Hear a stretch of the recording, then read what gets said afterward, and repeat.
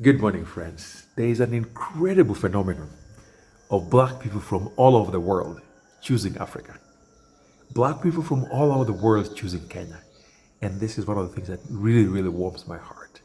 So recently, I had a conversation with a group of African Americans who have made the choice to come and check out different parts of Africa, specifically Kenya.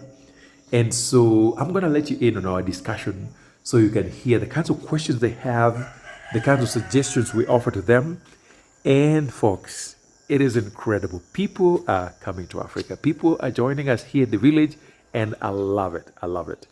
So, folks, this is Bonodede. Welcome to Kisumu, Karateng. We're in Western Kenya. The weather is awesome, awesome, awesome, and we are loving it. If you have not subscribed, please add your name to it. We will appreciate your support. And again, if you need help with returning to Africa, you need help with building, you need help with interior design and all that, my number is always below. So I'm not going to talk your ears off now because I'm going to let you in that discussion. So I want you to listen to the questions they have because there are many people who missed this meeting that want to see what we talked about. Listen to them, and folks, let us welcome folks. Anybody who loves to stay in Africa, particularly people of African descent, let us know whatever we need to do, we're going to have to do. Thank you guys, and join me. All right. Okay. If that's okay. Okay. Yeah. If that's okay Yeah. with you, Patricia. Oh yeah. What, Patricia? That's Is that fine. fine? That's fine. Okay, good. Yep, I just got the little message. Okay. Yeah, hopefully they'll respond. Gotcha.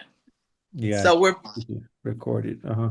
Yeah. thank you. Thank you so much for taking the time out to assist us. Well, like I say, for me, very few things excite me more than folks coming back to the motherland. And so, when I heard from Patricia, I was like, "Yeah, this is what I'm talking about." So, any way I could get folks to come to the motherland, I'm down. So, Well, Nice.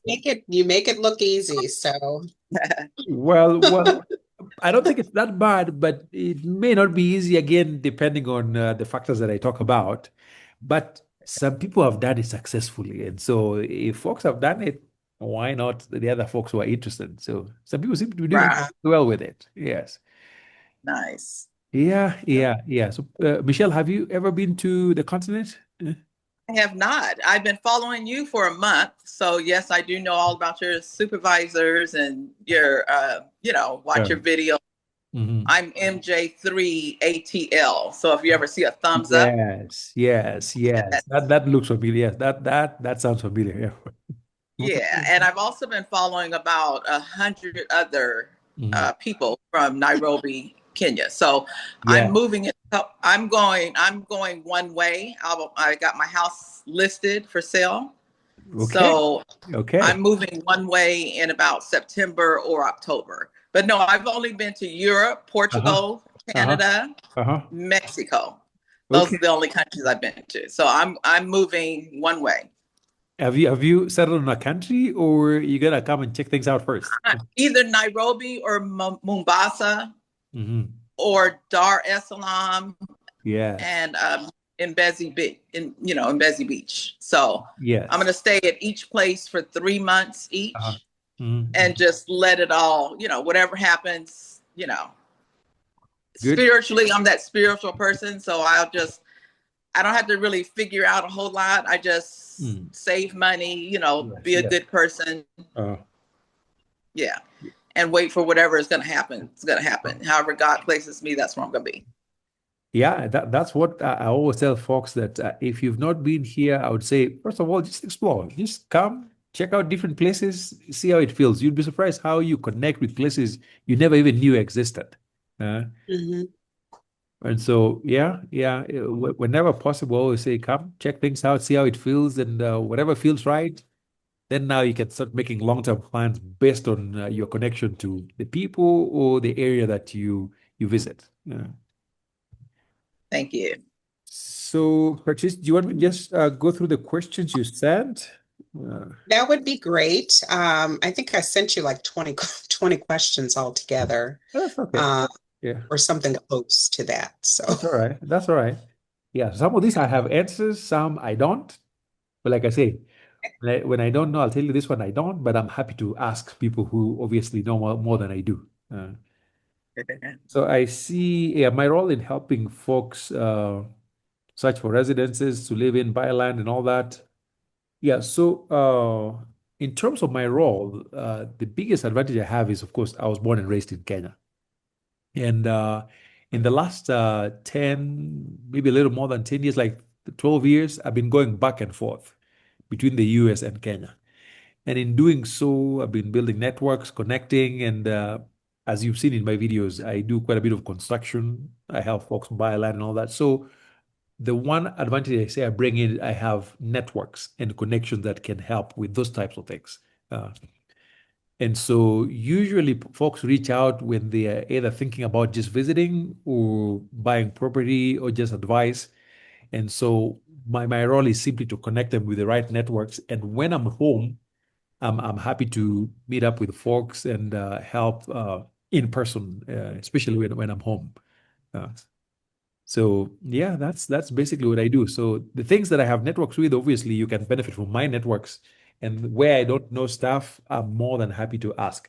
Or the other thing that I help with too, because a lot of the people I interact with do their own homework, as you can expect. So when they look for stuff and they find something, they just want to bounce off ideas. They're like, okay, I heard X, Y, Z. What do you think? And then I'm happy to do that. It's like somebody, you see something on a video or you hear about something and you just want to know what that is. I'm happy to do that. And the other thing that I help with too is when it comes to things involving money. Let's say you want to purchase something and then you're given a quote. Of course, when you don't live in Kenya, you don't know what's normal and what's really outside. Yeah. And that's one of the big gap that I feel, even for Kenyans who live outside Kenya, because once you're gone, you really have no sense as to what cost what.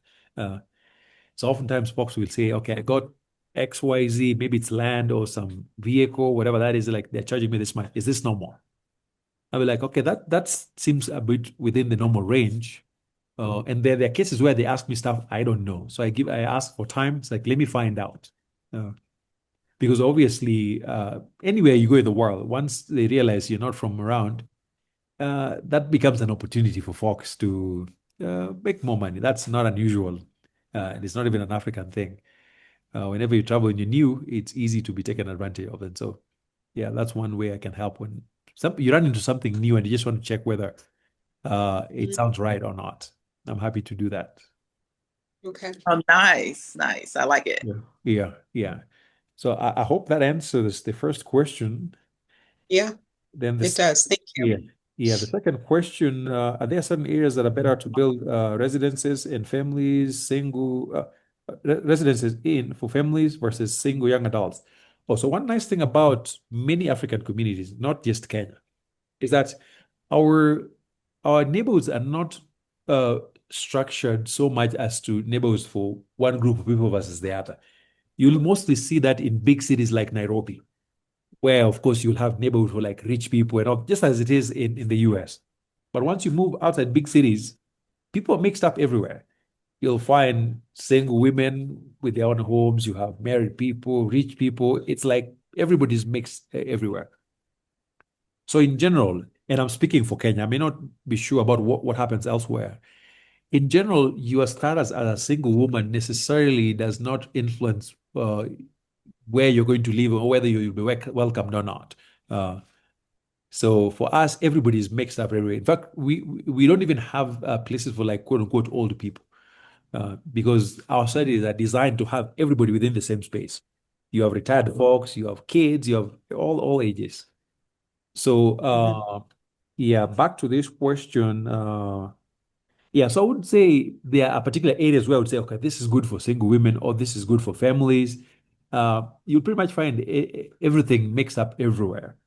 So it'll just be a question of what residence is ideal for somebody with kids who are going to school, something like that. Yeah. Right. Or if you're somebody who is doing a particular business that really requires access to certain things. Then maybe some areas might be better than others. Like I got some young woman reached out to me last week, and she has kids who are taking Chinese lessons in the US, uh, black kids, and she was asking for schools that could offer that. So in her case, maybe I would have to find out which cities have that because you may not find that all over. Uh, So far, it's hard to put a general statement about which areas are good for which, because pretty much we are mixed up everywhere. Yeah. Sure. Yeah, certainly. So your status as a single woman really has no influence as to where you'll fit in. Okay. Yeah, and then and by the way, feel free to interrupt me if you have a question.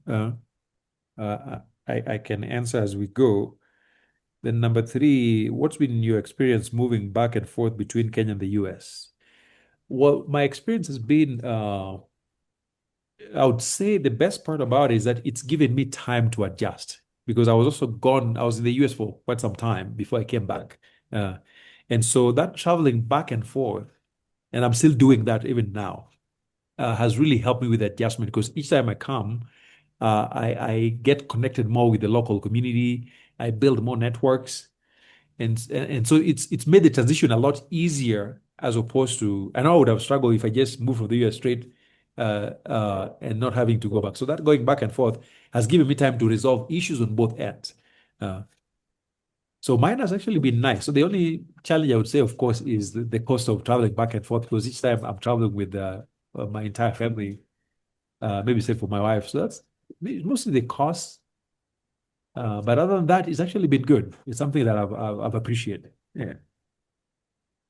So, and then again, once you live in more than one place, you find pieces of you are anchored in the two spaces.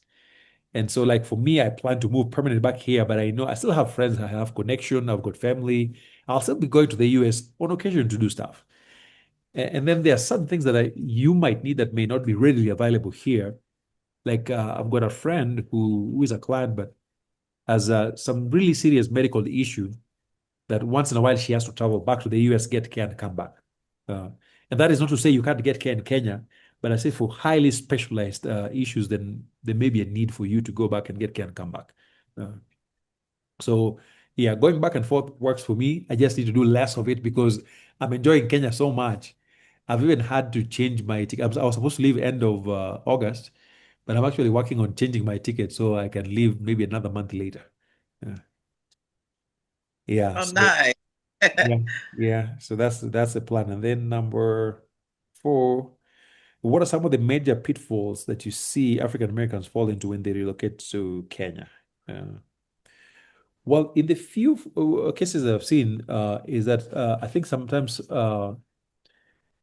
maybe in the online space we may over romanticize what Africa is. And so folks come in not expecting real life challenges. And then when real life begins to happen, they're like, this is not what I was expecting. But that's to be expected with every other place you live in. It's like those of us who move from Africa to the US. The only way we know the US is through Hollywood. And then when I landed it, of course, in Texas, right from the airport, I started seeing homeless white people by the freeways. And in my mind, this does not make sense because America was Hollywood for me. Uh, so I think being open to taking the time to learn about the good and the things that we are gonna do better about, so that folks are not disappointed. And then, of course, preparation in terms of finances. Sometimes people are not too prepared. And so they come in, there are a few folks that come in and then they really overcommit themselves in terms of spending because Kenya can be expensive depending on what you choose. Especially Nairobi, there's some really high-end neighborhoods that you get really good stuff but can be really expensive. And so I've seen a few cases where people overcommit to expensive stuff and then after a short while, financially, they begin to struggle. Uh, and so what I always tell folks is in Kenya, you'll get the super, super high end, you'll get things that are decent in the middle, and then you'll also get the really, really humble end of stuff, especially real estate and all that.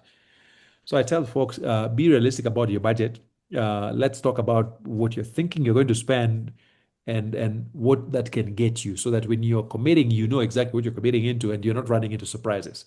Uh, yeah, so it's things like that. And then there's also the cultural adjustment that comes with it. Uh, because obviously we are all Black folks, but culturally we've been raised in very different spaces. And so there's always a period of adjustment where we're learning each other from both ends. So when you come, Because like for me, I've lived in the US, so I've lived with African Americans from all kinds of backgrounds. And so this is not news. But then when you meet Kenyans who have never actually had an interaction with African Americans, then there's quite a bit of learning on both parties. Yeah. So all I tell folks is just be patient, and as long as you're willing to learn, we'll figure it out. Yeah. I'm Yeah. glad you had mentioned overcommitting financially, Yeah. Yeah. because I'm coming with a specific budget, Yeah. you Yeah. know. Yeah. Yeah. Um, aside, I don't want to touch my retirement savings until I Yeah. retire. Yeah. Yeah. So I'm coming with a very specific, budget in mind on a Yeah. monthly basis. Yes. Yes. With that said, Yeah. is it reasonable Yeah. to have a fairly comfortable lifestyle on Yeah. $2,000 a month? I think so. I think so. I think so. I think it's possible, especially when you pick housing that is not let's say because $2,000 is probably let me calculate that in Kenya shillings. Because that's almost 200,000 Kenya shillings. And I'll give you just a short estimate to see how that might break out. So $2,000. That translates to about 250, there about 1,000 Kenya shillings. So with 250, if you get like an apartment that costs maybe like 50,000 a month, or thereabout, that can still get you something that, in my view, is still acceptable, still decent. Even if you go slightly higher, like maybe 70,000, because that's going to be your biggest expense. An apartment, decent apartment, like about maybe 70,000. And then whatever is left out there is more than plenty for you to cover because food is very inexpensive. The other bills here are very inexpensive. Usually the biggest cost is on housing, and it's only big for folks who choose to go really high end Nairobi. But I would say maybe anywhere between 50 and 70,000 Kenyan shillings, that would get you something, in my view, decent. And then you still have wiggle room for, I mean, cover your bills, plus even entertainment here and there. You go to like maybe a park or there's a concert, things like that. So again, in my estimation, and I don't know if I shared with you last time, because I live in the village, and at least thankfully for me, I have my own house, but I hardly hit 100,000 Kenya shillings, which is, I mean, $1,000 is more than what I need in the village with my housing. Yeah. So when you get to the point where you have your own house, and then you do like off grid because we do solar, you get your own water and all that. $1,000 would be plenty, and I'm talking now the long term. Yeah, yeah. So that is possible. The only thing you gotta do, as I say, is pick housing that you don't doesn't go beyond 70,000 Kenya shillings, which would be maybe about uh 600, $500, $600. Uh, Mhm. then the rest of it should be able to take care of all your expenses easily. And again, assuming you're not doing too much traveling, like you're flying to visit places and all that, just enough should be okay.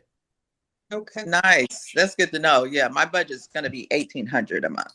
My retirement income. Yes, yeah, no, and especially like I say, once you sort of the housing part, $1,000 is plenty, for many of these spaces. Yeah.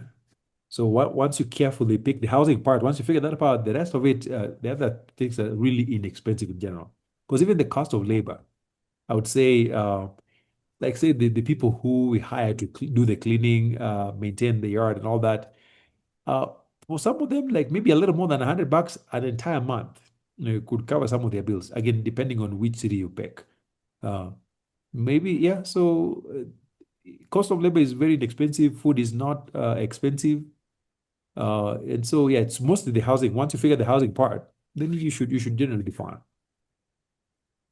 Yeah, and then the next question, okay, let's see.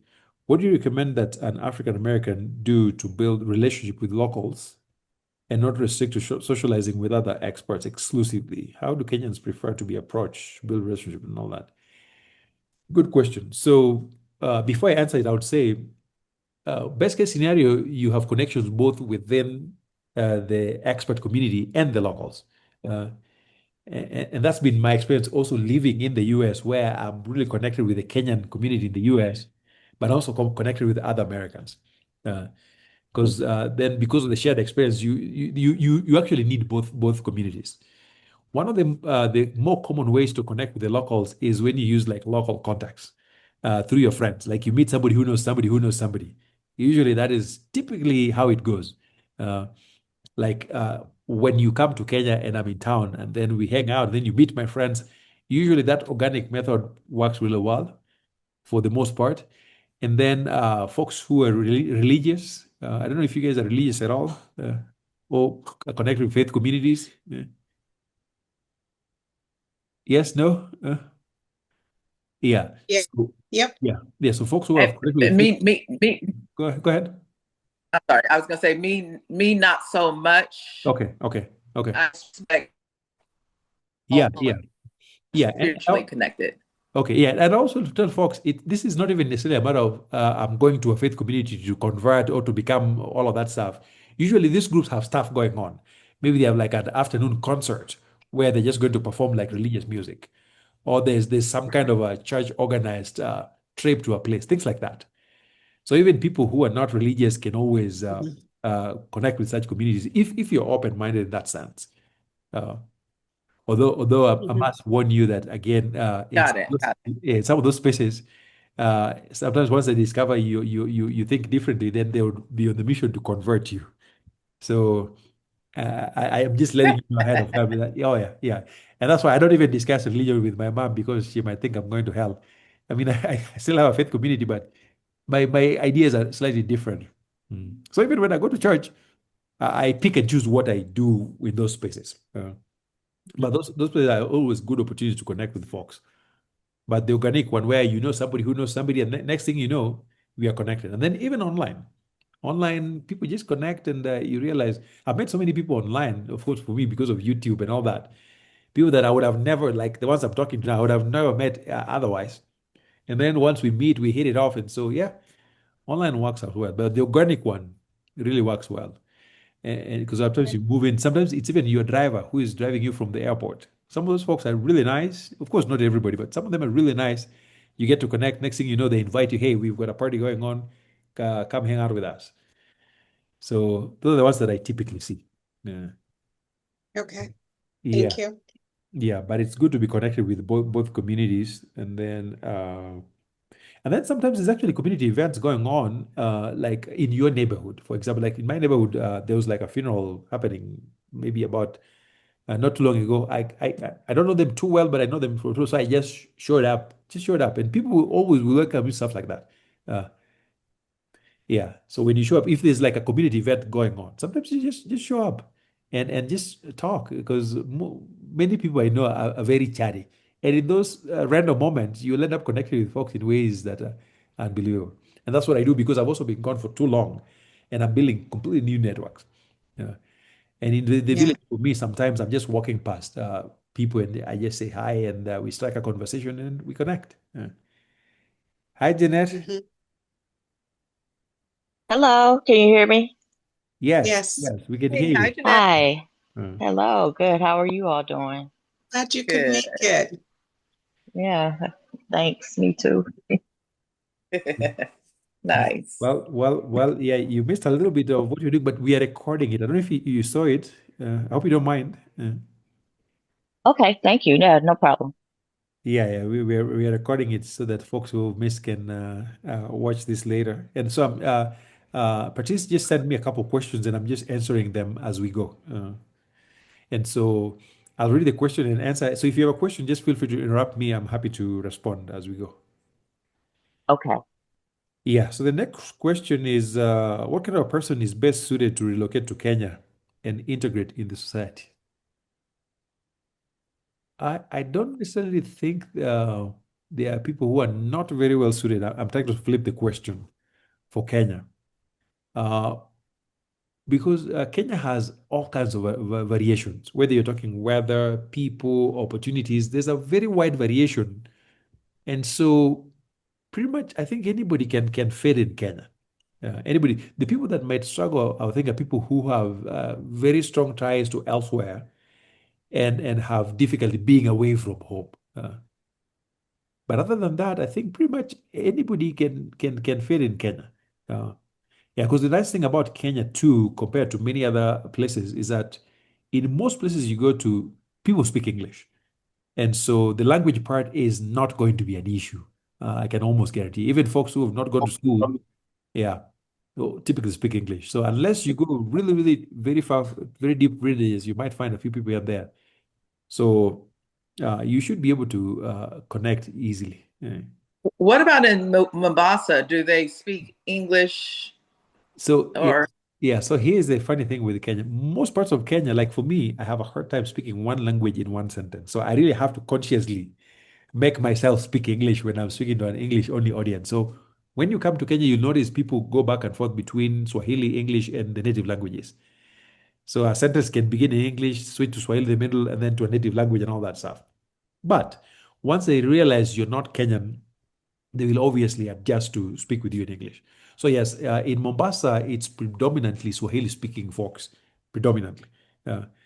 But all the majority of the folks you're going to encounter speak English. In fact, I was actually surprised last time I was in Mombasa, especially by the beach in very touristy areas. You'll find young people who speak like six, seven languages uh, because they interact so much with non-Kenyans who speak all kinds of languages. I meet young people, some of them who had never even went to school. They speak Italian, German, English, and all kinds of languages. Uh, yeah, so while the coast is predominantly Swahili speaking, you language is not going to be a problem. Yeah. So all right, so that not then number seven, a music artist recently left. Yeah, I've seen the one who bought land, and there was some kind of controversy about her buying land along the corridor for elephants and all that. I mean, yeah. So, I mean, the way to avoid things like that is just to be informed. So, anytime you're buying any property, uh, we'll give you as much information as we can possibly find. Uh, and but some of it is also just, there's always folks who find a different way to look at even the most positive stuff. So, and I think it's just human nature. You'll find folks where an issue that maybe small is magnified to make they make it look as big as possible when it's really not that big. Yeah. So got yeah, I'd be curious to learn more about that particular incident. But when it comes to land, the whole deal is just ask as many questions as possible, and then of course we inform you as best as we can. You know. And then question number 8, can you recommend a minimum monthly or yearly income for an African coming to Kenya to live comfortably? Yeah, and I've kind of addressed this. I would say again, depending on the lifestyle you choose, in Kenya you can live like a queen, a king and a queen on serious money, but you can also lead a modest, very comfortable life. As I said, anywhere between $1,500 and $3,000 a month should be more than plenty, more than plenty. And I say that because if you set it at that, likely you'll be spending less than that. Yeah. Yeah. And the thing is, you can also try one thing, and if it doesn't work, you just switch because the options are there. If you try one thing and it doesn't seem to be lighting up, just switch. There's always options. Yeah. Is this a real possibility, Edwin, where you could get 3-month leases to try a place, or so Yeah. Yeah. Yeah. like a firm, Yeah. like a three instead of Airbnb, Yeah. like in other words, I want to come to Kenya. I just Yeah. only want to be in an Airbnb for a week, Yeah. Yeah. and then after, a Mhm. driver or somebody like yourself or whomever helps Yeah. me get acclimated to neighborhoods, then I would like to sign a 3-month lease with Yeah. somebody. Yes. You can Is do that possible? yeah, you can do short-term leases, or you can even do month to month. And then if you don't like it, move to someplace. Or when you're ready to travel to some other country, yeah, those options are always there. In fact, Okay. the idea of a lease is a very recent thing in Kenya.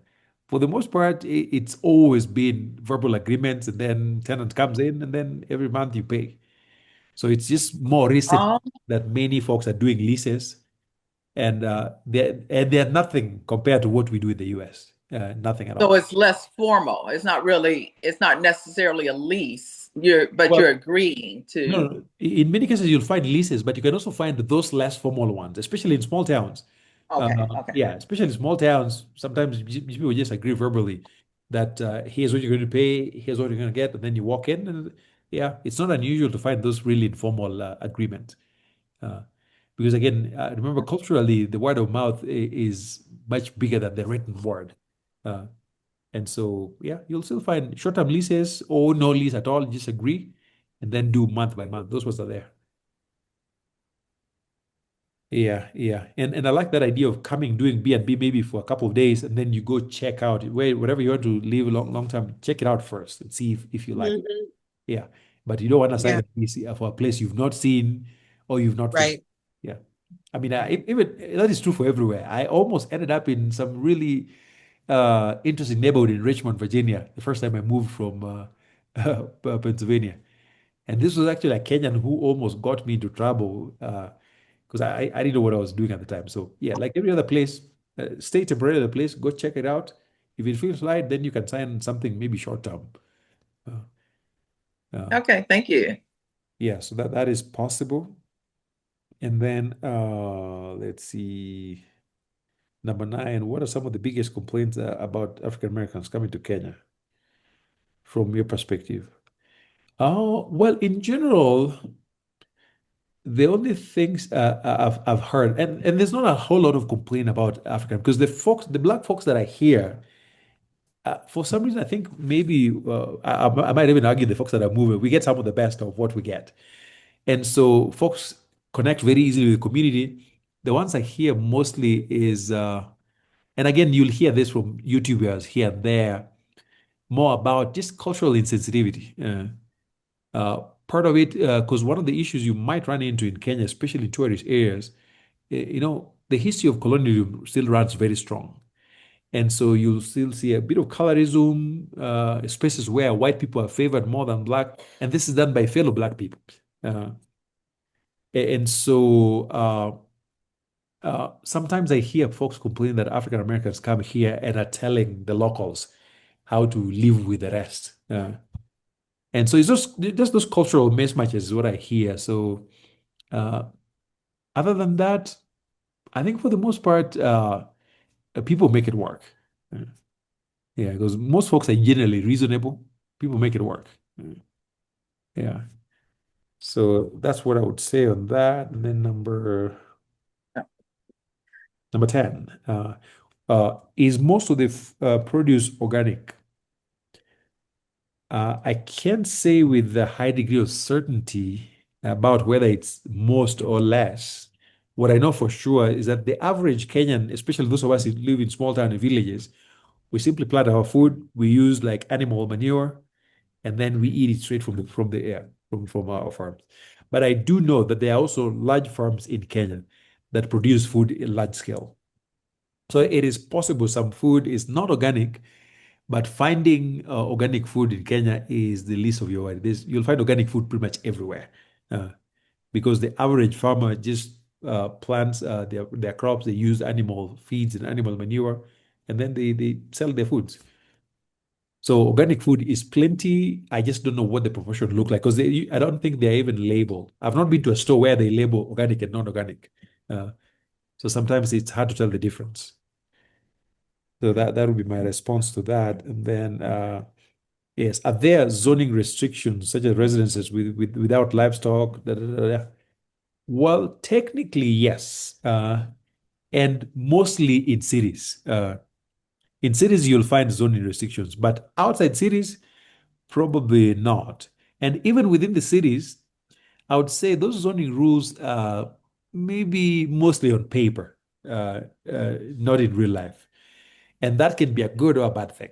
Uh, it can be good to mean, for the most part, we get to do pretty much whatever we want to do. Like where I live, I mean, nobody comes to, I don't need anybody's permission to do anything. Uh, I can start mining behind my house. I can do pretty much anything. And yeah, so that's good that you have that freedom, but it may not be helpful if your neighbor is doing something that is causing disharmony. Uh, because of because the enforcement part is very minimal. So yes, in cities there's like zoning, like there are places in Nairobi which were designed to have low density dwellings. So they're not supposed to have like these huge high rises. But of course, once those areas became prime and real estate became a big deal, they simply changed the rules, and now those places have really massive high rises, and you'll see them when you come to Nairobi. Yeah. So So what about go ahead. on the related to that? Yeah. So like where you are in the village Yeah. versus in the city, Uh-huh. is there property taxes or homeowners association costs? Good, good, good. So, homeowners association in Kenya is nothing compared to what you're going to run into in the US. What we have in the US is on another scale. So, there are certain places, especially again in cities, where you'll find homeowners association loosely put together. Uh, they do stuff, but nothing compared to what you know in the US. Now, in the village, it's almost impossible to find anything like that. Because, like I told you, in the village, many people still hold on to ancestral land where you hold land that has been in your family for generations, and people just do whatever they're doing in their own peace, and nobody bothers you. You just do your own thing. And so we don't have that. And so the only thing that is there in terms of restriction is that in Kenya there are two kinds of lands that you'll find. Uh, the first is what they call freehold land. That means you buy it and you own it forever. There's no taxes on it. It's yours. And that's the majority of land that we have, especially in the village. Uh, so those kinds of lands you cannot buy until you become a citizen. Mm. So freehold lands are only sold to citizens. And that's actually one of the main restrictions that I don't like, because sometimes I get folks who are not Kenyans who want to live right in next to my neighborhood, but they can't because we don't have almost all the land around me is freehold. Yeah. And unless you move like maybe 15 miles away, then you start getting those other options. So the second type of land that you will find is what they call leasehold land. And they typically give you like a 99-year lease, which is renewable, and typically they renew them. There's never an issue with that. So if you're non-Kenyan citizen, before you become a citizen, then you can only buy those leasehold lands. Uh, and it's exactly the same thing as owning freehold. The only difference is that with this leasehold, after almost 100 years or so, then you renew it. But in terms of your rights and everything else you can do with it, those two things are exactly the same. Uh, Whatever you can do on a freehold, you can do on a leasehold. There's no restriction on that. So with property taxes, in the villages, we have nothing like that. Uh, Once you build your stuff, you don't pay taxes or anything like that. But I believe some leasehold land, especially when they're closer to cities, may have property tax, but the property tax is so minimal. It actually has nothing to do with the value of the property. Uh, like, for example, you might own land that is worth, I would say, uh, $50,000, and you pay like maybe let's say maybe $100 a year in terms of taxes. So the taxes are extremely low for the few lands where you are required to pay taxes. The rest of them, you don't pay tax. Yeah. Wow, that is phenomenal and wonderful news. Yeah. So yeah, when it comes to taxes, they make it really easy. And even in terms of enforcement, worst case scenario, I don't think I've seen anybody lose land like they put a lien on your property. I've never seen anything like that. Uh, and there's people who have accrued debt for like 10, 15 years and have not even paid. They call them land rates, uh, who have not paid them for a while, because oftentimes people don't even communicate. So it's nothing compared to what we have in the US. Uh, yeah, it's very minimal, barely enforced, but people still pay them for the few places where you pay them. Yeah, so with property taxes, that's what I would say. And then, all right, so how long does it take for a resident to build from land purchase to finish? Yeah, now this is another question that will vary quite a bit, because with land purchase, sometimes it could take as fast as maybe I would say 5 weeks to do all the paperwork, pay and get it ready. And then in terms of building, again, it could go for anywhere between 4 months to more than a year. My home actually took me 4 years to build because I was just building piece by piece. And the typical Kenyan, typically, we don't take loans to build. Oftentimes, you do your savings and then you build your house. When your savings run out, you go make money and then you keep pushing it until you're all done. Uh, that's what many of us do.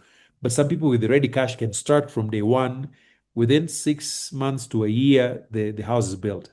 It just depends on the complexity and the size. Uh, Yeah. So for modest size homes, I would say like maybe a 2 bedroom, 3 bedroom, that can be done within even 3 months or so. That could be done. Uh, but now for bigger homes, of course, a little more time is needed. So I don't think there's a particular standard time to buying land and building. And even with buying, sometimes it moves really fast, especially when there's no backlog. Those who handle paperwork can be really fast. But then when there's a backlog, it can delay a little bit, but eventually they get it done. Yeah. Well, Well, related to that, beautiful. oh, I'm sorry. Yeah. I was just going to say your house is beautiful and I want a house like yours. Well, thank you, thank you, Especially if thank my you. parents come. Well, thank you, thank you. This is one of my older projects. It's not, I tell people I have to clean it up a little bit so that when it comes online, I can make you jealous enough to want to come and join us. It's, it's It's not worked. it's not as fancy as you would think, but yeah, yeah, mom, I promise you, I'm doing the right thing. Yeah? Can you say hi to Uh, other people? along those along those lines, Yeah, Edwin, yeah, yeah. would an outer towner need a lawyer? Is what I've Yes. heard on YouTube videos. Yes, absolutely, absolutely. I always say that with all things you do that involve money, or money, especially for stuff like real estate or paperwork regarding immigration, yeah, there's always attorneys that help with that. So you don't have to uh, deal with the details of application and all that. Because when it comes to purchasing land or when it comes to getting the right visas to move to Kenya, like we've got attorneys that help us with things like that. So all my job is just to put you in touch and then just make sure the process moves smoothly. And once we facilitate the payment, they do all the paperwork for you. And the other thing I like to tell folks is that almost everywhere in Kenya, it is true that there is no problem money cannot solve. And so I, I'm probably not going to explain that too much, but yeah, you know what I'm talking about. Right. So Yeah. along those lines, though, with a lawyer, if you're Yes. looking to, let's say, buy some land Yes. and the land and the house costs 50,000 US dollars, Yeah. how much approximately would the lawyer cost? Because There. I know that's two separate processes, right? You would need a lawyer to buy the land and Yeah. then a lawyer to build the house, right? So, like for buying land, I'll give you examples. Like some of the clients I worked with recently, the paperwork to get the land, I think my lawyer charged them like, I think it was maybe $250, I think. Yeah, $250, something like that. Because it also varies. Sometimes we have to meet the lawyer more than one time. Or for others, we just miss one time, just depending on their circumstance. Yeah. And so the ones I've seen, they charge like maybe 200, 250 for that part. But it depends on how you're buying it. If you're buying it, say, because some people form their companies, because this is actually one of the fastest way to buy a land in Kenya as a foreigner. You create a company in Kenya, and the company gets what they call a taxpayer ID or something like that, a PIN number, which is more like a taxpayer ID in America or your social security number. So once you have a company with your name with that number, then the company can buy the land for you. Uh, and so then the lawyer would of course charge you fees for creating the company and then for buying land. And what we do with all these things, the lawyer has to be upfront with every single cost. They walk you through what they're going to do and they tell you how much your costs are going to be, and then you determine if that is reasonable. And if it is, then yeah, they don't do any work until all the details of the cost are clarified to you. Does Okay, that great. Thank you. answer your question? Yes, it does. Thank you. Yeah. So anything to do with the visas and land and all that, yes, you always need to retain an attorney. And their costs obviously are not anything compared to what we have in the US. So they'll meet with you, explain, they answer your questions, they tell you how much it'll cost, and then they just take it from there. And then let's see. Number 13, are there problems with gender issues, excuse me, in initiating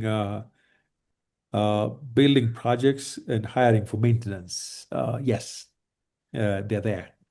And this is, it's always a combination of multiple things, not just gender. Typically, I would say if you're female, you're single, and you have a diaspora vibe. And when I say diaspora vibe, I'm including everybody, whether it's folks like us who are born in Kenya. And because I can tell you, if you've lived outside Africa, many people can tell that from a mile away. Even for me, I try to blend in, but oftentimes they can pick me right out the day know that I've been gone for some time. So that combination of factors can sometimes influence, mostly I would say cost, how much they charge you.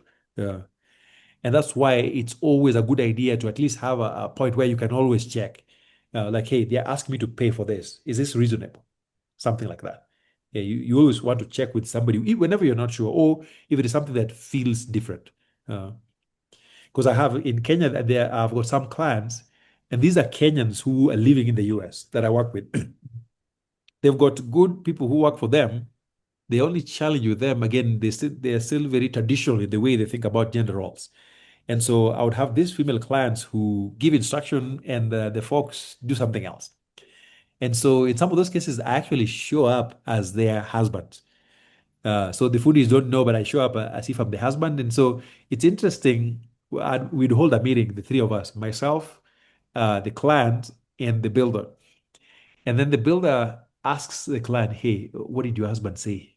Yeah. Like, what do you have? Because they think I'm the husband. And so I would repeat the same thing they said. And when I repeat it, they'd be like, yeah, that's a good idea. Let's do it. But when when when the female client says, yeah, they're like, yeah, that's a really good idea. But it's the same thing that she just said like 2 minutes ago. So yeah, there's still that.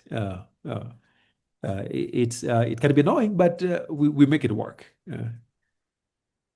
Yeah, Good that to know. that can be. But usually, like I say, it's a combination of factors. Your identity as a woman, and then your identity as somebody who's lived outside diaspora and being single too. So sometimes having a male presence can help with some of those negotiations. Uh, and even for me, when I'm home, when I'm going to buy stuff, sometimes I go with actually my gardener. Uh, and then I park like maybe half a mile away. I send my gardener to go talk to them. Once the numbers come out, then I show up. So there's ways to get around things like that. Uh, and also when I'm negotiating for stuff, I always use my Kenyan phone. Kenyan phone line, not my US line. Because again, when they see the US line, sometimes they'll charge me differently. So I've always retained my Kenyan line. So if I'm ordering something, I call on my Kenyan line. But of course, for you, your accent might give you away. So things like that happen. But you over time you figure. And then the nice thing with Kenya too, once you live in a space, you sort of blend in, and people almost forget that you actually came from a place other than Kenya. Uh, Because even for me, when I started, I used to stand out quite a bit, but I spent so much time in the village. Now it's pretty normal. I mean, the diaspora vibe sort of like has toned down a little bit. Uh, until I begin speaking English, then yes, that comes up. And of course, my other problem is, as you've seen in my videos, I'm always in shorts. Uh, that is something they associate with with the diasporans. Because I mean, it's warm here. And I'd like to. Why should I be hiding my sexy legs? So typically, men are expected. I expected to put. You'll see even on a very hot day, you'll see a person in long pants, long sleeved, with a beanie on and a jacket, and it's like maybe 90 degrees out there. Yeah. So yeah, things like that happen. So there's only so much of blending that you can do. And then how do you find somebody to hire to maintain the home, roofing and all that? Good question. The most common method that people use is referrals. Like for me, anything building, we've got folks. The only thing I don't have yet is a good interior decorator. But the rest, when it comes to roofers, plumbers, and all that, we've got networks. So people rely on existing networks. Of course, you can find some folks online, and like with every other country, online you find everything. You find some really good folks, but you also find folks that are not the best folks. But for the most part, referrals work because you'll always ask, and that's where actually these networks help. Because I know some people actually have even WhatsApp group for those who have returned. Uh, so in those spaces, you can always ask, hey, I need a roof, or I need this. People will always say, hey, I know so and so that helped me. So those networks are phenomenal with finding help. And like I said, the biggest bonus is that the cost of labor is very low, very, very low. Yeah, so that helps. And then how should one move their pet from the US? So this is one question that I have no answer to because I have no experience with it. I've seen people do it. And so when we get to that point, I'm happy to find out how that process works. But yeah, I have really no experience with pets and things like that. Because again, oh, the other thing too, I would say the average Kenyan like me, we've got different relationship with animals compared to people in the West. Like in my case, I've got dogs. I don't know if you've seen my dogs. I've got German Shepherd out there, but those are outdoor animals. They don't even come into the house. They're just mainly guard dogs. And so our relations are very different. But in the city, in Nairobi, you'll see people relate in the same way with pets as they do in diaspora or in America. Yeah, so cities might be different than the village. Yeah, so with pets, I really have no idea. I would have to ask. And then the next question, what are some of the ways that African Americans can support building Kenya, possibly providing jobs, healthcare, education, all that? There are very many opportunities, of course. All I say is when you walk in, try not to come with the savior mentality where I'm coming in to save people. That'll not help. And then when you come in, of course, as you move around, you'll see needs everywhere. I say, don't be the one who wants to solve every problem. That's another way to get in trouble too. Uh, even when you can, because what happens is people easily overspread themselves, and then it becomes so taxing on you that you won't even enjoy your experience. In fact, I know Kenyans who live in the US who actually have a hard time spending time at home because of that. Because when they come, they're paying school fees, doing this, they're spread so thin, they end up not even having a good experience in Kenya. So, like I said, the best thing, just come, spend time connecting with folks, uh, and also be very comfortable saying no as well. Not because you can't. All I'm saying is that there has to be a good balance. And then even when you choose to participate in some of these things, you want to think about long term. What does that mean?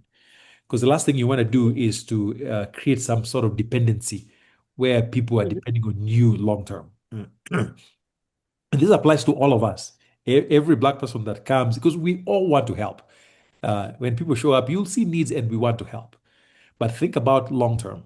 Because the moment you get folks really dependent on you, on the day that things change on your part, then it's not good. So there'll be plenty of opportunities to help. And actually, there are a lot of organizations too that support. I recently met a guy who has like a children's home, things like that. But it just depends on whatever you're passionate about.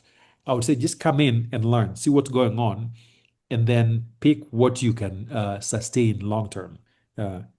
But on occasion, you might run into things that just happen. It's just like when you're in America, you're at a gas station and then you walk into a family of maybe a mother with two kids. It's winter, they're freezing out there, and you had like maybe $10. You might give them on the spot, and you didn't plan on that.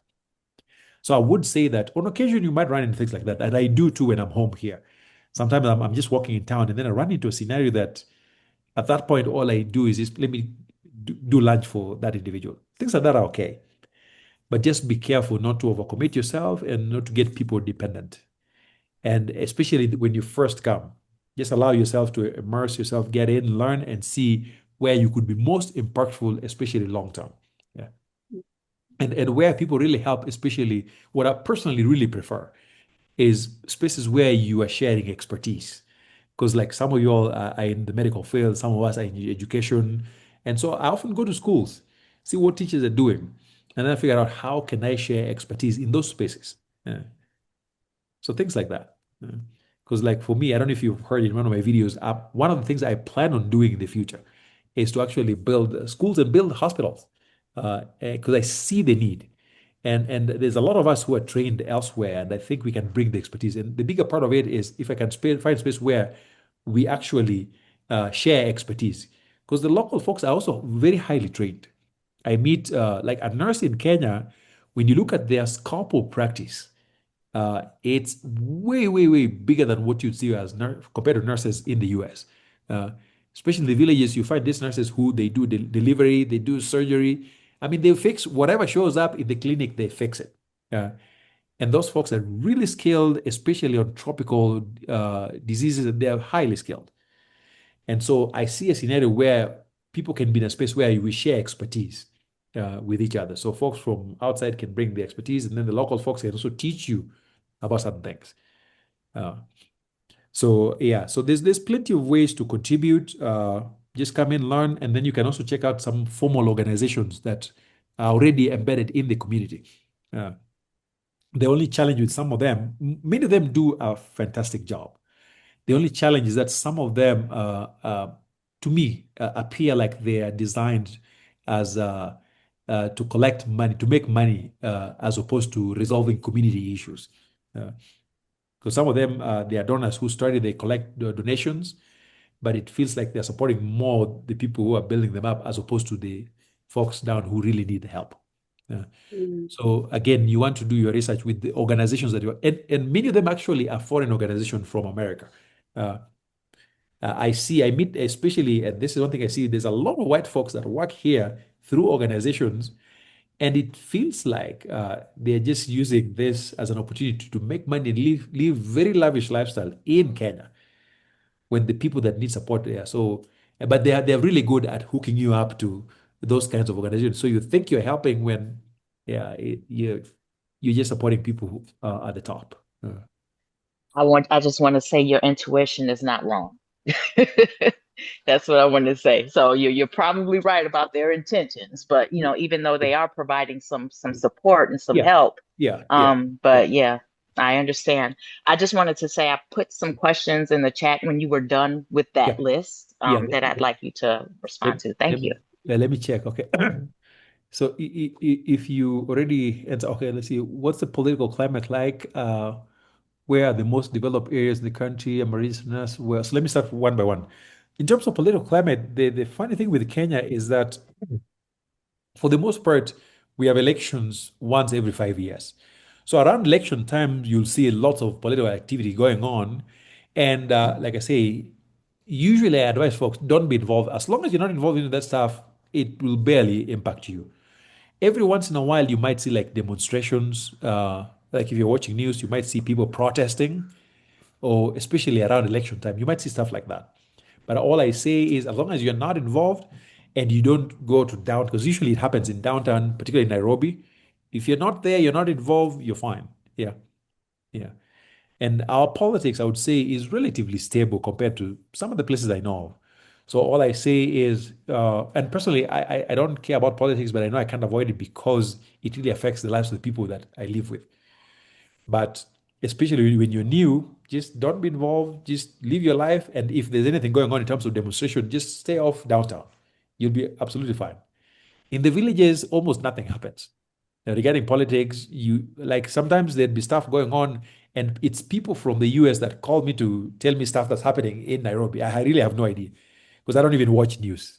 So yeah, so usually as long as you're not involved, stay away from that. You're fine. That's number one. Okay, so I was just and I asked because here in the United States, Yeah, Black people yeah, have to be or should be in tune to what's going on in politics yeah, because they're yeah, making decisions that are going to affect us. So yeah. we're really in tune to that type of Yeah, thing. yeah, Yeah. yeah, yeah, yeah. So that is true. Although in the Kenyan scenario, especially before you become a citizen, uh, Hmm. sometimes it's advisable to not be too involved because again, they have freedom to. They can do a whole lot. See, like right now, the stuff that Mr. Orange is doing with the immigrants. Uh, Hmm. those things are way more easy to do in Kenya. In fact, there was a time they actually deported a Kenyan who was Hmm. politically incorrect. I mean, those things are very rare, but I say at least initially before you become a citizen, I say just take it easy.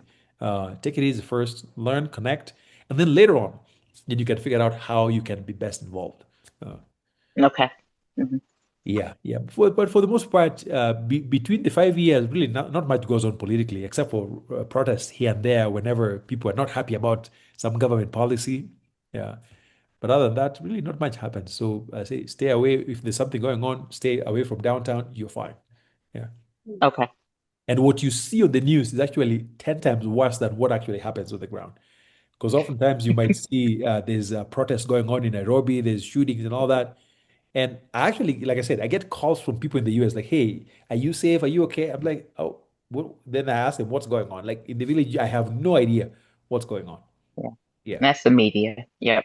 Yeah. So they always hype stuff. But yes, things happen politically, but you should be fine for the most. But then the second question, where are the most developed areas in the country? Of course, the major cities. You've got a couple of cities, and I can give you the list later on. We've got, of course, Okay. Nairobi, which is the capital. Mhm. Pretty much, I think that is probably the most developed cities in the entire East Africa. And I would say Okay. Nairobi is one of those places I call a soft landing for people from the Western world because almost everything you have in the West, you're going to find it in Nairobi, uh, Hmm. pretty much for the most part. And then, Okay. of course, you have Mombasa, which is along the coast. There's a couple of cities along the coast that have a lot of Hmm. modern stuff, very touristy. Mombasa is very touristy. And then you have the third largest city, which is where I live, called Kisumu. Very small town, Hmm. laid back, not a whole lot. With Nairobi, it's more like, I would say when you compare like New York City to a place like Richmond, Virginia. I don't know if you've all been to Richmond. Yeah. I know what you mean. Yeah. Yeah. So Nairobi would be like New York City, and then Kisumu would be like your Richmond. Uh, Okay. yeah. So laid back, not a whole lot going on. Just Hmm. small town version of what we have here. So there's a couple of Okay. And yeah. Go ahead. Mm. I was going to say because I had talking to a friend of mine Yeah. whose family Mm. is from Ghana, and she was mentioning how in some areas there is like a lights out time frame where all the electricity is like Oh, cut off, and then there are issues with well, running water. So that's the kind of thing I was wondering uh, about. Like, is there air conditioning in all the buildings? good question. Good question. So again, of course, like I say, when you're in bigger cities, you'll find many of the modern comforts like AC and all that. Hmm. But then as you move to the villages, in Kenya in general, across the country, our electricity grid is way more stable than many places that I know in Africa. Uh, in Okay. fact, we rarely have like blackouts here and there. But of course, randomly you'll find blackouts, some places worse than others. But what we do, like for me, I'm completely 100% off grid. Uh, and that's what I do for all my clients that we are building for. We make sure you're 100% off grid. Like we put for you solar power. You have your own water system. We do like a well, or we drill a borehole or well. You have your own water, you Hmm. manage your own trash. So you're basically very independent. So no matter what they're doing with the electricity, you're fine. Yeah. Okay, so then that means as the owner, I would have to manage the maintenance, like of the Exactly, water and all. exactly. Yeah, you'd have to do that. Mm. Like I mentioned earlier, Okay. that is one of the best things about Kenya, that the cost of labor. Sometimes I hire somebody and they bill me and I'm like, are you sure that's all I gotta pay? And then I pay, and then later on I hear that I was overcharged. But I was like, okay. Yeah, the cost of labor is very low. Yeah, very low. Okay. So you'll always get folks that are coming to help, but very minimal cost. Yeah. Okay. So with the air conditioning, in many places you actually don't need it. Like Nairobi has really good weather for those who don't like hot places. Uh, Hmm. Nairobi is very temperate. This is actually the winter period between I think July and a little bit of August. And winter mean Hmm. it could drop to maybe like 50s, 50s or maybe upper Oh, 40s. nice. Yeah, uh, Yeah. upper 50s, upper 40s. That's we are freezing. That's super cold for us. Yeah. Okay. Yeah, and All then right, cool. when Thanks. you move to the coast now, like the Mombasa area and all that, yeah, those places can be really hot. It's more like when you're in Bali. I Okay. don't know if you've been to Bali or so. Oh, yeah. So yes, and along the coast, then it gets hot, and there are many of these modern apartments have air conditioning because of that, because it gets hot in. Okay. Yeah. Now, if you move to my part of the town, which is called Kisumu, right by the lake, because we live right next to what British named Lake Victoria. I don't use that term because the British folks, like I say, discovered the lake on behalf of my ancestors who've been here for God knows how long. Yeah. So they named it. We know. So yeah. So anyway, so if you're right by the lake, then it gets fairly hot. But our homes are higher up in the hills. In fact, at night it gets like in the 60s, like 67, 65 at night. Uh, Hmm. so it's not too hot. But what we do typically, most of the homes we build, once you have a fan And we have provisions for these wall-mounted AC units. We have that. But also, there's actually one of my first clients right now that we built for her a central AC in her home. So Oh, nice. Okay. that's always an option. If you want that, yes, that can be done. Uh, Okay. yeah. So those who build those who choose to build their own homes. So that's the nice thing about building your own home because then you get to pick and choose what goes in there. Yeah. Yeah. So that's there. And then you mentioned that as an RN, best employment opportunities. Now, I know there's quite a few international organizations that hire, and actually some of them really like professionals that are trained outside Kenya. So those opportunities can be there. I don't know too much about the other there's also regular hospitals, but I necessarily would not, based on my experience, I would not go for employment in some of these local hospitals. Uh, what I would say, however, is that as a medical professional, there's good entrepreneurship opportunities. Uh, that as a nurse, you can actually even start a clinic where people show up and you treat and all that. So it's the licensing bit that I'm yet to learn about how that's going to work. But yes, Okay. and remember, I mentioned earlier, one of the things I plan on doing is actually to build a hospital. So we start with a small Hmm. clinic and then expand it. Because I think you have more Okay. opportunities in entrepreneurship than you do seeking employment as a nurse. Uh, Oh, that's nice. Like, I actually do have an LLC here where I do healthcare education. yeah, yeah, And that's my background, yeah. nursing education. So I might be interested in something Oh, like yeah, that. yeah. Okay. Because I know there's actually nursing schools that train nurses, especially those who want to go to the US, how to do NCLEX and Mhm. things like that. So, yeah, as a nurse, I would think maybe you have a better space with entrepreneurship as opposed to seeking employment. So, if you have to Okay. do employment, I would maybe recommend maybe international organizations. Although I would say the opportunities have drastically dropped after Mr. Orange came in and started cutting stuff. So yeah, those opportunities are not as there as they used to be, but opportunities are there. We just need to ask. So Okay. yeah. All So right. Thank you. yeah, yeah, yeah. Very helpful. And I apologize. I'm going to have to drop off. I've got an Okay. appointment that I need to get to. Okay. But I'm so grateful. Thank you so much. I No, really appreciate it. no problem. And I hope you guys don't mind if I upload this on my channel, because that might be easier to make it so that I can share it. Would that be a problem? Or you prefer? Okay. Would you be worried if I upload it to my channel? Yeah. No, I'm good. Thank you for setting this all up, Patrice. I heard you a little bit. I did want to say I got somebody's coming to look at my house. I listed it yesterday. So Oh, the okay. third person is coming in about an hour. So Oh, okay. Okay. Yeah. I'm walking around kind of, doing stuff, but I'm still listening to you all. So again, thank you, Okay. Patrice. And Yeah. I am good for continuing for another 30 minutes. All right, Patrice. I think I only have two questions left, and that's it. I've gone through all of it. Okay. Yeah, yeah. Thank you. Hi, Patrice. Thank you. Thank you, Thank you, Patrice. Patrice. Uh, all right, yeah, yeah. So the last two questions, what are some of the ways African Americans can support building Kenya? Oh no, I answered that. I think the last question is what is the best source of factual news? I don't know that. That's a question I may not have an answer to because I don't think there's one source of factual news. It'll be just a matter of at least what I do is I look for information from multiple sources. Yeah. All right.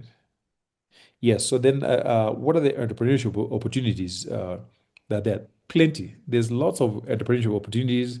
There are opportunities, I would say, in real estate. Real estate. There's also a lot of opportunities when it comes to working with diasporans to come to Kenya. Because I see a lot of African Americans who are helping other Black folks from everywhere to transition to Kenya. And then with tourism, bringing tourists and hospitality, there's a lot of opportunities. I see stuff with agribusiness. And then, yeah, so there's all kinds of opportunities, even healthcare, education, there's lots of opportunities there. And then let's see, what's the process of getting a business up and running? Like I said, what you always want to do is once you get connected with an attorney, then they do all the work for you. Uh, yeah, so that you don't have to worry about all the details of the paperwork and all that. So you just we connect with an attorney who will help you register business with the appropriate numbers. Then you can open a bank account, and they walk you through the whole process. All right. Any question or something that I missed, something I need to clarify? Did you go No, I'm over, good. Yeah. Oh, Yeah, go ahead. I like I'll be there in a couple months, Yeah. right? Yeah. And I got some Kenya shillings on this debit card called Yeah. Wise, Yes. and I'm just curious. Uh-huh. And so traveling all over the US and all over the country by myself mostly, but with other people, right? So I'm like, I arrive in Kenya, Uh-huh. can I get an Uber by already having my shillings, my Kenya shillings on a debit card? Will I be able to, get an Uber, or should I rely on somebody like yourself or any other? I don't know anybody, right? I only know YouTubers Yeah, to yeah, help me yeah. get from the airport to my Airbnb and then also to the Yeah. grocery store the next day. Right, right. So here, and I would explain this based on my experience.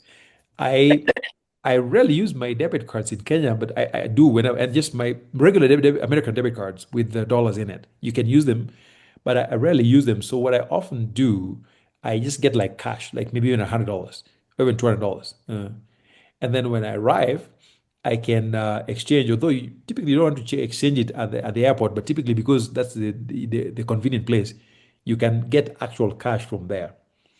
But your best solution, especially if you're going to be in Kenya for a little longer, is to get, of course, a Kenyan phone line. And they can actually do an eSIM card, so you don't have to insert an actual SIM card into your phone.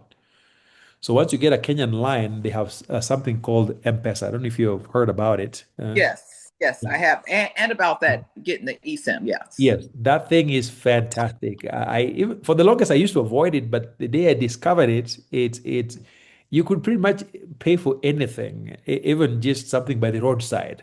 Uh, yeah, because once you have it, and so what I often tell folks, there are certain apps that I will share with you privately. There are certain apps, many of them are American apps, that can allow you to send money from your debit card into your M-Pesa line. Uh, and that's what I do for the most part when I'm home. If I need money, I just use those apps to transfer from my debit card into my M-Pesa line. Then I can add like maybe I would say $500 into my M-Pesa line, and then Hmm. usually less than that usually. So whatever I have in my M-Pesa line is what I use to pay for stuff. So anywhere you go to a supermarket, whether it's an Uber, a hotel, pretty much anywhere you go, and it doesn't matter how small of a village it is. It could be Nairobi, it could be like a deep in the village, it'll still work.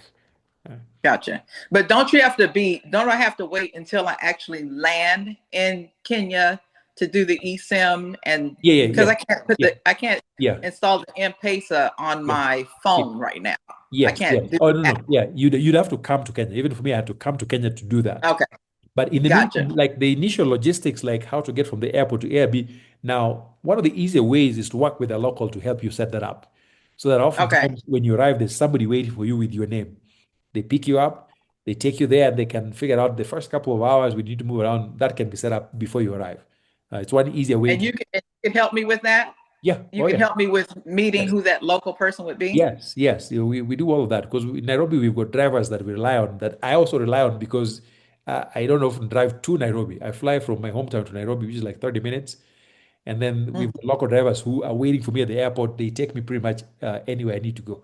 Uh, Okay. So I'll yeah. reach out through WhatsApp with Oh, you absolutely. Yes. as I get closer to, you know what I'm saying, Yes. having the date that I'll arrive. Yes. Thank you. Yeah. So anything, Sorry, yeah. sorry. Yeah, so when it comes to like getting an Uber, even getting a B&B, because sometimes here's what I say too, whatever you want to book in Kenya, you probably don't want to go through the American websites because the prices are not the same. Like if you're booking a hotel or a B&B and all that, and this is a Kenyan thing that we do. I can look for it maybe on booking.com. I see what it is, get the number, then I call them directly. Uh, yeah. Sometimes you can find price variation when you call them directly. Yeah. So. Got it. Got it. Okay. Or you're saying set up and I could use my what is that called? IP address. Set my IP for Kenya and then pay for the Airbnb.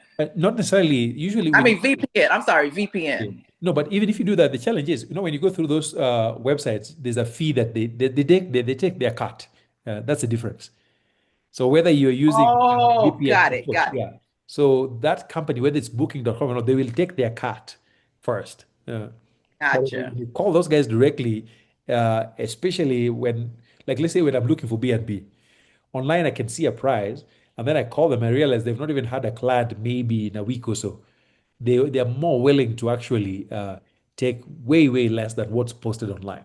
Uh, so Okay, got it. Thank yeah, you. yeah. And those are things that you can do by yourself, or those are things we can help with. We just call. So if you, I can ask you, take a look. If you see something you like, then I'll call them from here with my Kenyan accent. And usually the price is not going to be the same. Uh, Okay, okay. Good to yeah, know. yeah, yeah. So that's one way to go around it. But yes, first couple of hours or days, you can get a local to just make all the arrangements. So when you come, you're not stressing about anything. You don't have to go change anything. Just come in. There's somebody waiting for you. They pick you up. They drop you off. I love it. Relax. I Then yeah. love it. The next day, Thank then you. now you're like, okay, now let's figure out this M-Pesa thing where I can give you somebody to take you to a place, get your phone line, get everything set up, show you how it works, and then you're good to go.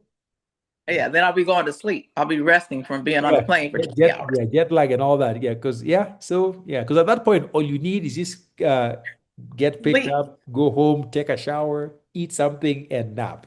So Yes. yeah, you don't want to be thinking about all these many things, and that No. so that can be a lot.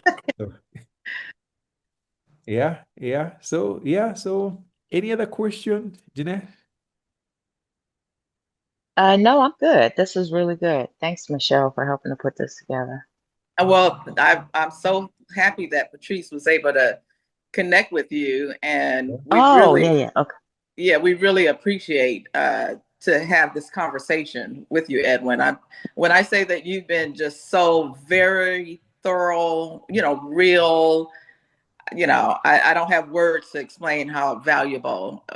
We appreciate your time for sure. No, I'm glad. I'm I glad. agree.